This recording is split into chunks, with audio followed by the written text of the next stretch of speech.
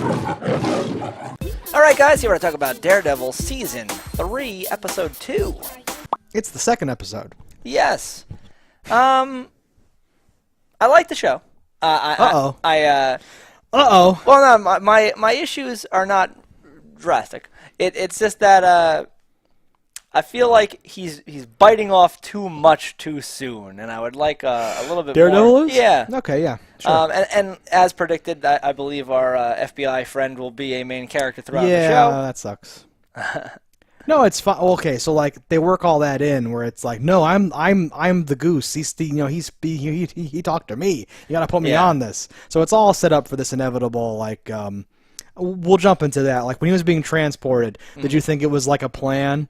Like I started to get this whiff of like, oh, this is all like a fucking a thing. He paid that guy to shank him in like a flesh woundy area. The whole thing was just building up to this. Let's not breeze over that shanking part right here. So I'm watching that and I'm like, all right, Vincent D'Onofrio, he's putting up weight. Like on a quick glance, I believe he had 4 45-pound plates per side, and the fact that the bar is 45 pounds on its own, he just threw like 400 pounds like it was nothing. He's just like, ah, and crushes that dude, and I'm like, holy shit! I'm like, that is unreasonably My note here says, shit, son.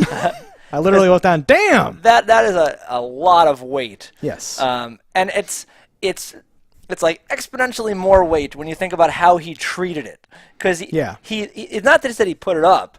He like one hand threw it essentially. It went over and pinned the dude to the ground. Like he's really throwing half of it because the one half is going down while that half's going up and stuff. So like I know what you're saying. It didn't go like this right to the ground. Right. Both ends went off and over onto a guy. So that's an insane feat of strength. He was enraged. Yes. But that's a great way of showing off like his power level or whatever you want to call it. Because he gets stabbed and he's like, what the fuck? Fuck you! And then goes to almost like kill him. And even when he had the plate above his head, like he's not like a bodybuilder, but they like picked a good angle to show off his like muscles on his arms and stuff, where I was like, oh, this guy's a fucking beast. He's a fucking like rhino. This is awesome. No, I was like super into it. They definitely played this up properly. Where you're like, okay, no, he's not a fat guy. He is a strong built guy. It felt like it would feel in the real world. Not since Michael Clark Duncan have I ever believed a kingpin had something to back it up with or whatever, right? No, that was very cool.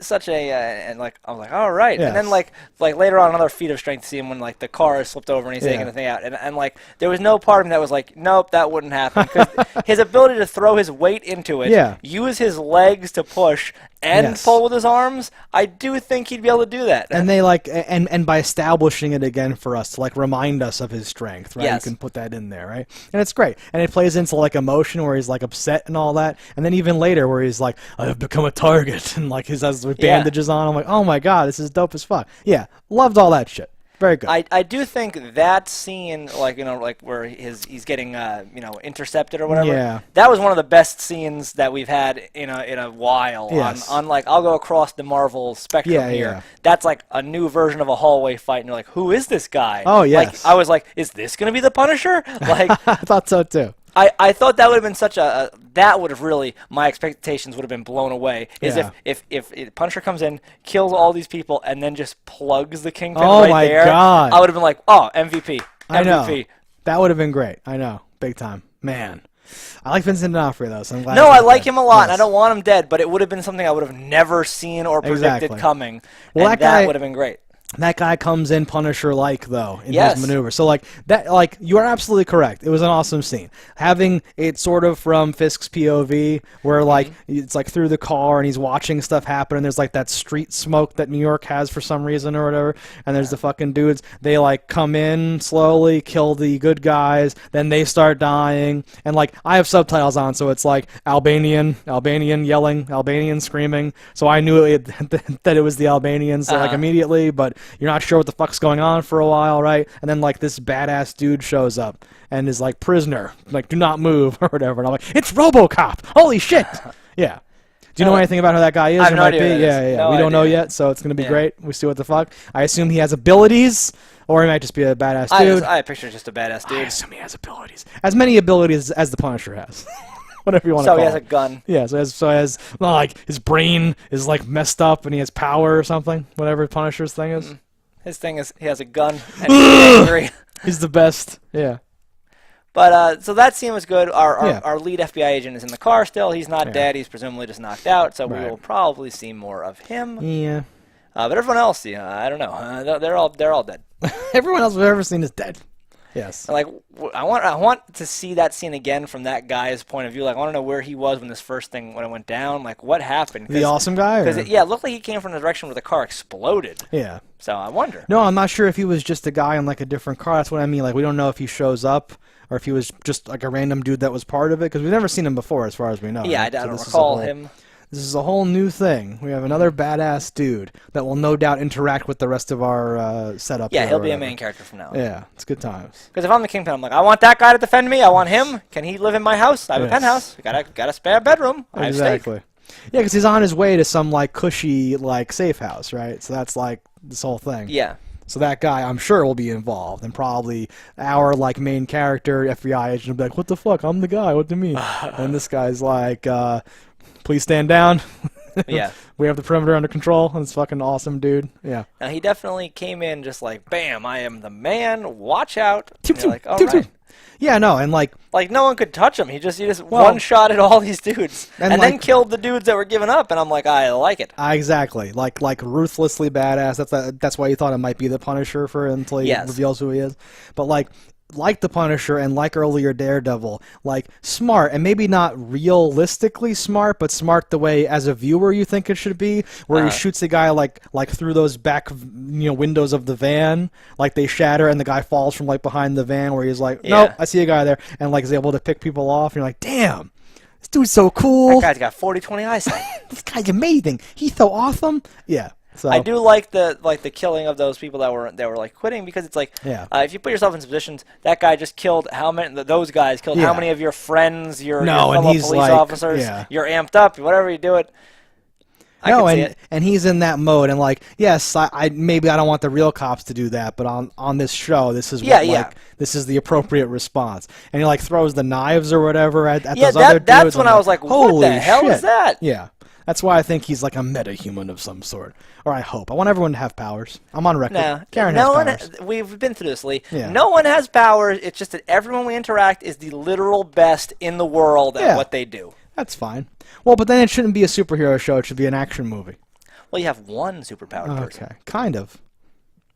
We got one half-deaf blind guy.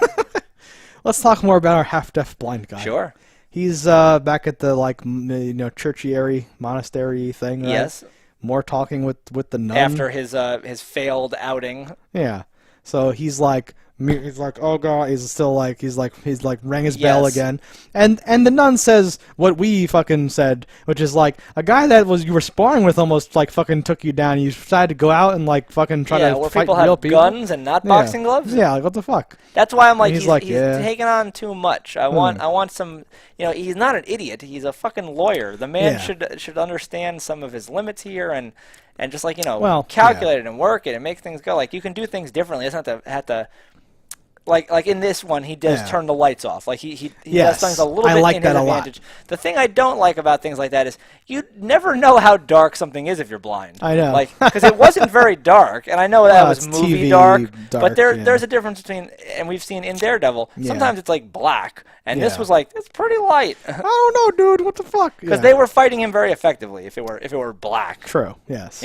I totally agree with that, but I like the idea they would turn off the lights, because it does. Yes. I think it was literally inserted to make us think that he is trying to be smart rather than just brute force it or whatever. There's some cool stuff going on here. We have Matt Murdock kind of like thinking it through of like, well, what am I if I'm not this? And he talks to the nun about all the dialogue. I did like how his realization came up. I was like, oh no, I realize it's not for God. That's weird though to me, right? Because I assume this is just like a crisis of faith and he'll come back or something, right? Because I don't know shit about about half of these characters, but I know like Hulk is green, and like Thor is Asgardian, and Daredevil is Catholic, right? I don't know how big of a deal that even makes, though. Like, I don't know. Well, it may not be a big deal here, but I always remember that being like the devil of Hell's Kitchen and all this duality shit or whatever. So I don't personally care. I still think he'll still be hosted out of the church for quite some time. He'll always be on their heels. I liked how they phrased the thing like I would go to the church and I would hear their prayers. Yeah, because people whisper their prayers. And, yes, and I was like, that's a cool little pull. I thought God was letting me hear their prayers so I could answer them. Right? That's beautiful. Yeah, it's this wonderful, and they got this kid playing him now. It's a good the kid wasn't bad. I didn't hate him. Yeah. I dug it. I like that whole bit about the flashback where he's like, well, no, see, you have no proof that that hurt anyway. That's because no one wants to admit a blind kid kicked their ass. Blind guy got their ass kicked by a blind guy. And that's true. No, that's awesome. Yeah. And like you have the same priest now where it's showing that off that relationship. Yeah. So this priest is like his Alfred, and he's got the whole thing happening and all that. Yeah. So it's gonna be weird though. So I assume during this season we get more conversations with the nun and the priest and more crisis of faith, and he comes around and finds his own way of dealing or interpreting everything. But yeah, it's a little weird to have him be like, "Oh no, sister, I just realized, fuck God," and then he pops his collar and walks out and tries to fight crime again. I'm like, I don't know if that was necessary. That's fine, but whatever. I liked it though. There was something about how it was delivered and what he said. I was like, all right. Well, yeah. I liked it because she's like, you're right, you should quit. And he's like, oh, no. I ain't quitting shit, motherfucker. I am Daredevil. Yeah, that's who I am. Yeah. Yeah. On the flip side, we get a whole, I would say needlessly long thing, but I'm an idiot, which is part of why it was needlessly long for me, with Karen's arc, where she goes to interview the people. I did not realize until they flat out said it that was the same person that Daredevil had saved. So the whole time I'm like, what are we doing this for? And then I go, oh, it's the tide. Okay, that was them. That I did pick up. I had no idea. Real quick to travel back 1 second. Oh, sorry. Was this the first time that he's ever called himself Daredevil? Because he's always been the devil of Hell's Kitchen, I thought. I don't remember them ever using the titular line. He said Daredevil. I thought when he talks to Karen, or no, maybe. Because maybe he doesn't actually say all of the names are just whatever the newspaper called him. Yes. But I don't recall, and I could just be missing it. I don't remember them ever saying Daredevil before. That's interesting. No, because I was always like, I'm the devil. I am the devil. Oh, interesting. No, so like the nun says earlier, because I picked up on it maybe last episode before this one, where she says, oh, you're this daredevil that goes out there and does this stuff, or you're not the daredevil anymore, or something like that they were called, like referencing it that way. But so that was, I still took it as using like the term like thing, you are a daredevil versus daredevil. So I don't know if maybe this is the big reveal. I didn't take it like that. So I don't know. It wasn't like they laid it on thick. It wasn't like a thing where we were like, oh, he said race, like, speed racer. Like, you're on the trek across the stars. Oh, shit. Yeah. I don't know. Maybe. Because I'm trying to think back to the flashback of him confessing more elaborately to Karen. And I thought he said Daredevil in there, but I don't know. I haven't kept track. In my head, I may have just swapped it for I'm the devil, but I don't know. It could be. But it had that not super important, but just something I thought worth noting. It had that feel of like, I am Iron Man. Or just like, fuck, I'm doing it. Yeah, no, final answer. Yeah. Let's go for it. Which is great, because that was a good, because you thought this might be him being like, no, I'm fucked up, I can't like do my thing, and maybe I just have to go back and like, hey Foggy, oh my god, I thought you were dead. This whole thing maybe I'll just go back to being a lawyer and help people. Maybe I'll just help people. You thought it was gonna be that, and then he's like, oh no, motherfucker. I'm gonna sniff out these bastards. I actually thought for a second he could see again. Oh! Because there's a moment where they're showing his, like, like they do the sound where it's like wah, wah, wah, wah, like you hear a little muffled. When he was looking around, it was a little foggy, and I was like, all right, his vision is foggy. I understand that it's affecting like his vision is based on this, but with how we're seeing things and this and that, I was like, did he get knocked into sight? Did his eyes reconnect? That's what I called that last time. I'm like, because what I assume that they're doing is that like because he can't hear and his head's fucked up, it's affecting his perception.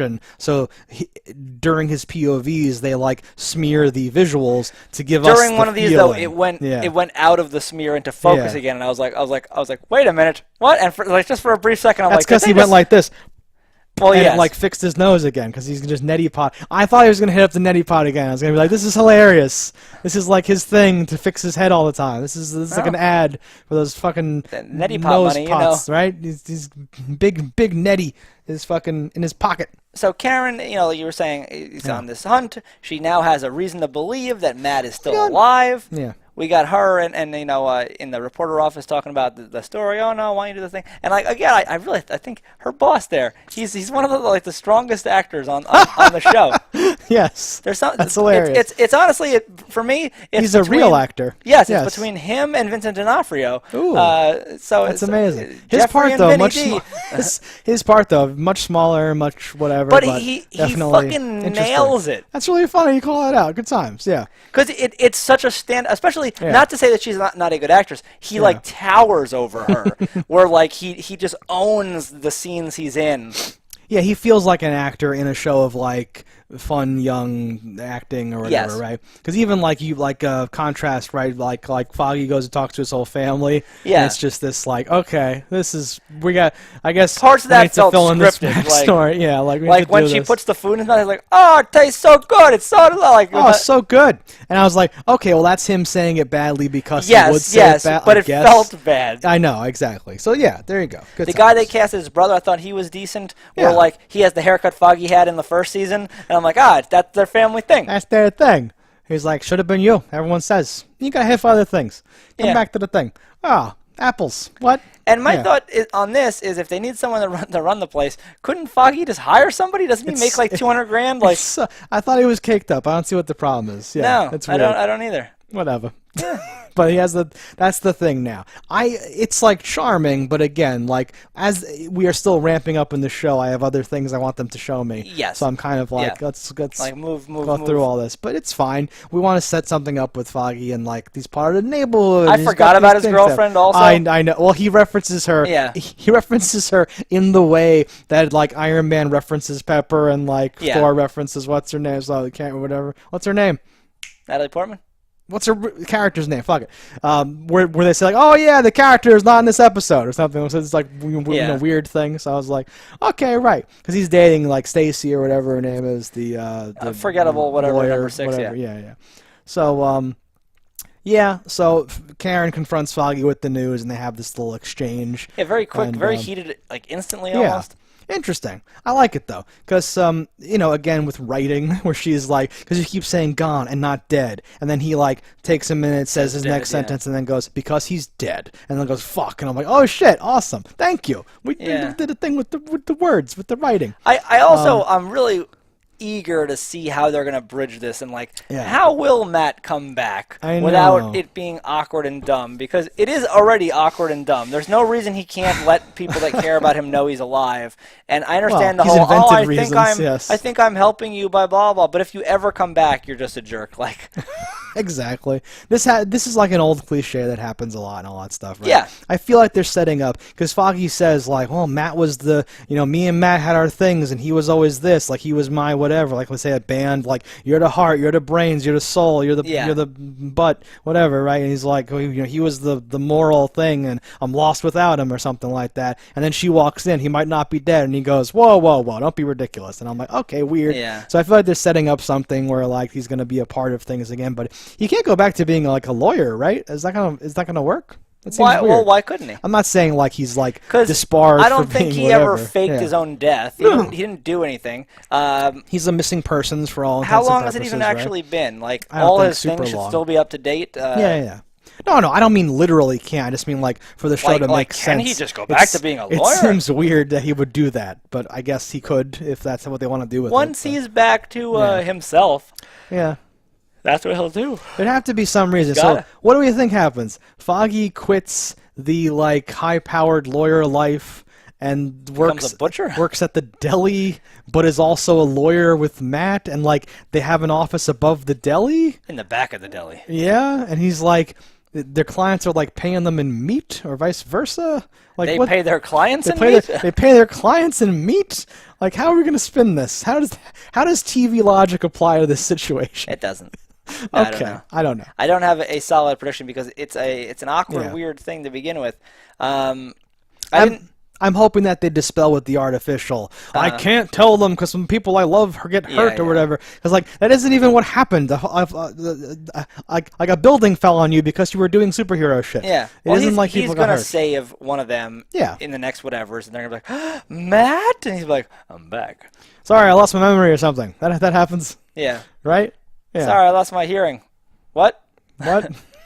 Yeah, no, it's gonna be awkward. I don't know. We're like harping on it. I guess they can just make it happen and go like whatever. But it's still kind of a weird thing. It's gonna be like a point where like you're gonna see Foggy, like the betrayal, the blah blah this and that. But hug it out, and he's gonna be like, "But I've missed you, man. I need you." Exactly. We have to. And she's gonna be like, "I always loved you. I always loved you. I'm gonna quit my job. He's gonna quit his job. You're gonna get your old job. We're gonna have our old. It's gonna be exactly a bookend of season 1. I don't think so. I hope not. I think Karen was gonna stay being a reporter. I think Foggy's gonna stay at his job or help the family, and Matt is gonna have his solo practice. Okay. Did he have a solo? Wasn't Foggy his like sidekick in like the old comic stories or whatever? This is a brave new world of cancellations and craziness. Anything could happen. Literally anything could happen. Yeah, I think Karen being a journalist helps a lot, and it creates this tension. It adds a lot to the show. For exposition purposes and learning and how the things work.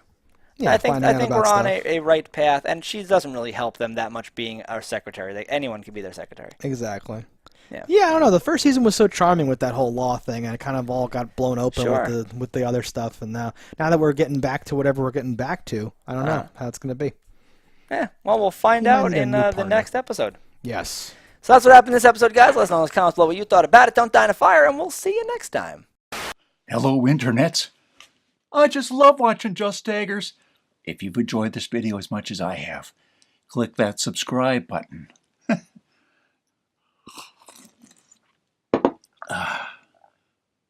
Peace out, homies.